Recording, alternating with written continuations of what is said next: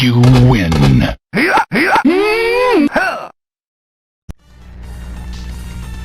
What's going on, everybody? MrAWALK here. I'm actually back with another Tekken 7 video after an extremely long hiatus. It's actually been a couple of months, I believe. I haven't really kept count. So yes, you indeed have read that title correctly. In this video, I'm going to be showing you how to become a literal god with Gigas' back 2 setups. I'm actually going to be focusing primarily on its uses at wall as a tool for OPZemi. As per usual, I've got timestamps in both the comments and description if you'd like to skip ahead to a certain part of the video, so please do check those out. If you're new to this channel, it would mean the world to me if you'd subscribe, because I do plan on making content on a pretty regular basis for a wide variety of different games, focusing primarily on fighting games and Resident Evil in their respective categories. If you find anything interesting in this video, or you just want to show your support, please do leave a comment down below with any thoughts on this overall guide. And with all that said, let's go ahead and get started. So first things first with Gigas here. We are going to actually set our opponents to just guard all, just to show what the hell I'm even talking about. So Gigas is back 2. Gives him this little running stance, and that is called Goliath stance. Out of Goliath stance, you have 3 different options. First, your option is to press 1. That is a safe mid that is -2 on block, has really good pushback, so they're really not going to be able to do much afterwards. It's your turn to basically do whatever the hell you want, whether that be like a 4-4-2, or even just kind of like moving around a little bit. Your next option is your 2. That is a unblockable. Pretty much unseeable. It's a true 50-50, so you do have to guess here. Certain characters like Steve, Leroy, and I believe Jin still have the ability to parry this just by mashing it out. They can parry both options there. Your last and final option is 1+2. You will probably never use this unless you're just like actually trying to meme on somebody. There's really no tactical advantage to using that option there, but realistically, this move you don't really see it a lot in neutral here, unless say you got a switch it back to just standing. Say you got like a knockdown, right? Some stupid combo like this, or whatever, and you just kind of run up and you do that. That's really the only time I would ever use anything like this in neutral, and even then I only use the 4-4 option because it's a little bit easier to set up out of wall running instead of kind of like holding back to. People have a chance to actually sidewheel that. But the reasoning for just running up and doing it is because people, if you're conditioning them enough at least, are expecting you to actually just do a wall running 2 all the time, which is +7 on block, which is insane for a wall running move. So that is the primary reason, my bad, that this is even somewhat of a strategy. I don't get to use it too often, but it's definitely fun when it does work. So the second, and I guess main aspect of this that I wanted to talk about in this video is its application at the wall. So on the wall, things get a lot more interesting, because not only does this back 2 here wall splat, with this wall splat you actually get a, not that move, you get a guaranteed back 1 off of it. So, you know, if you don't want to, that's actually hit confirmable, this back 2 going into Goliath. You don't have to hold forward until you kind of see it connect. That's really your call. But back to what I was saying, the application at wall here gets a little bit more scary because there's not a lot of room to react and people are prone to panic. A lot of people for some reason try to duck this move. I don't know why. But a lot of the people that I normally play against at my locals and things like that always say that they read this move as a high for some reason. I really don't know how you could possibly do that, but more free damage for me, I guess. That's kind of how I go about it. But aside from that, not only does it make opponents panic, but you have put it back on guard all, way less of a room to kind of see what, 1, visually is going on here because you're so close to them, and 2, you're kind of running in their face, so you can do anything you want here basically. and people have to really respect that mix-up there. You can even take it a step further, where there's a hidden option in here, if I can get it to work, and sort of get your command grid out there. That's a little bit harder to do, but with practice, I'm pretty sure you can get it done. So, the real reason that I believe this is so scary is because I'm going to demonstrate for you right now a wall combo and the true essence of this video in implementing this Goliath setup here. So I'm going to do a simple wall splat just off of 1-2, and I'm just going to do this entire combo about 2 or 3 times just to show you the different application of the same kind of idea here.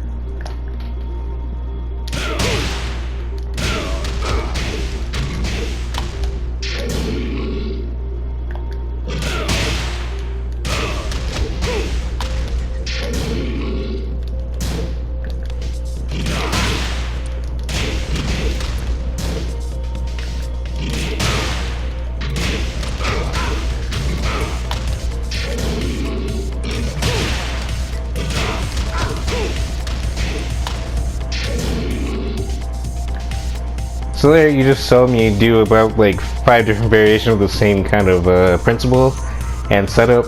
The reason it's so scary in my opinion is because it's kind of like almost like a block infinite, if you will. If players are really scared to press buttons on wake up, there's not a lot of options to really beat this out other than laying down. That's where your back one, this move right here, that's where this comes into play if players are prone to laying down on the ground. Alternatively, if you read that they're just going to lay on the ground, you can opt for this much higher damaging down back 1+2. It does the same thing, the same flip over effect, and you can also,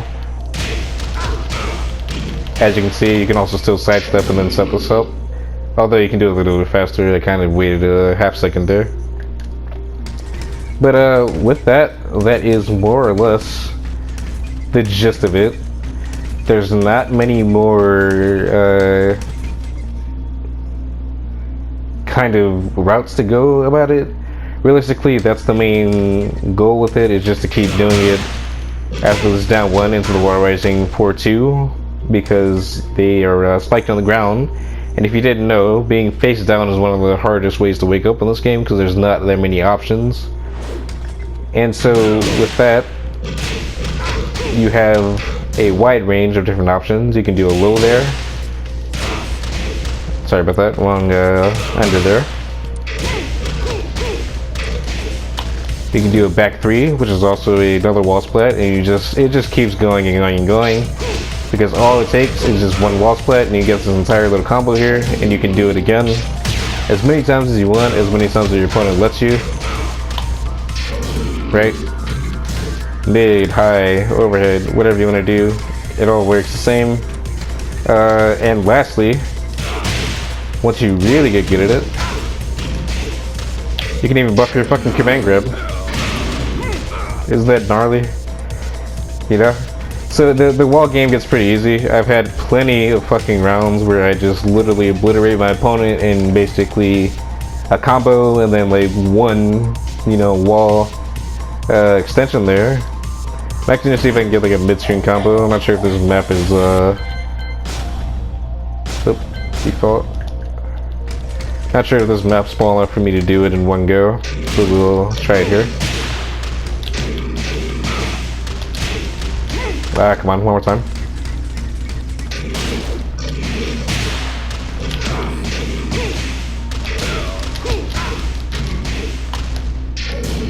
So as you see there, that is a full combo utilizing the exact same setup I just showed you. Obviously that's not like a super optimal combo. I'll even try like your bread and butter to see if it works. Too far. I'm actually going to set Paul to follow me wherever it's at. There it is. Standard approach.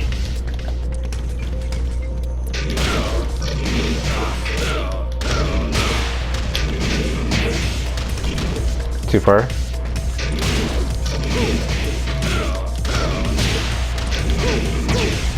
Too far. Sorry guys, I'm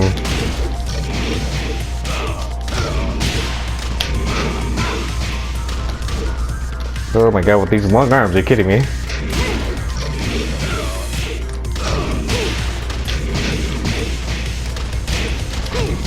There we go.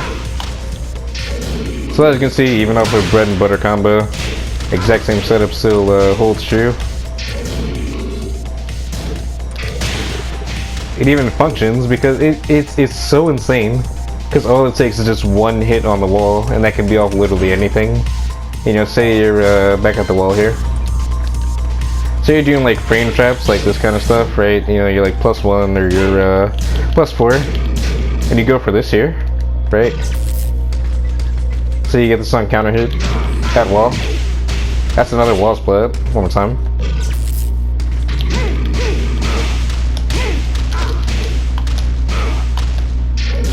Huge damage right there. As you can see on the left there, that's 85 damage just for a setup, and then you get a free 50-50 because they, you know, they just have to eat this whole mix up. And the craziest part, like I said earlier, if they choose to stay on the ground, you can do this stuff as many times as you want until they are forced to literally eat this mix up. So with that said, that's really all I have to leveling up your Gigas considerably. All it takes is literally that one aspect of gameplay. If you can implement that when you are at the wall, it will skyrocket your Gigas potential tremendously. Definitely learn how to do your, sorry about that, how to do your command grab at wall without kind of telegraphing it with your down back 2s or like your down forward 1s, that kind of thing, you know. Just really get good at mixing this up and throwing it in whenever it's like useful to you. So for a little bit of bonus tech in this video, I actually had a comment on my last video asking me the circumstances for Gigas' rage drive here to kind of beat out rage arts. And I'm going to go over that in depth because I want to find this answer for myself.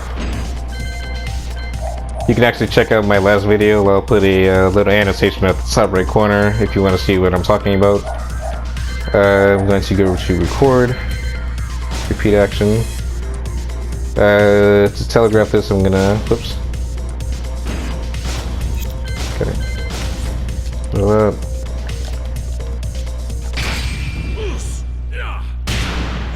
Easy.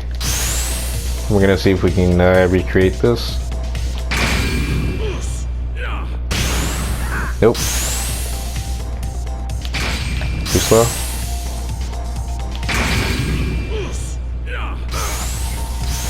And as you can see, all it takes for this exact same scenario here to play out. I'm gonna stop him.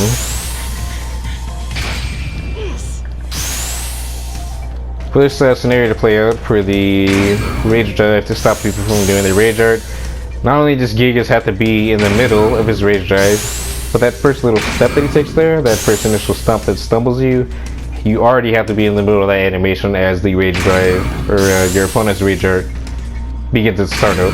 Otherwise you will not stumble them and you will look like an idiot because you're going to get launched or potentially death comboed, whatever. As you can see, my opponent is Paul in this training W, so you are definitely going to get killed. So with that really wraps up this video here. If you found anything interesting in this video, please do let me know in the comments down below. If you have any other suggestions for a future video, also do let me know as well.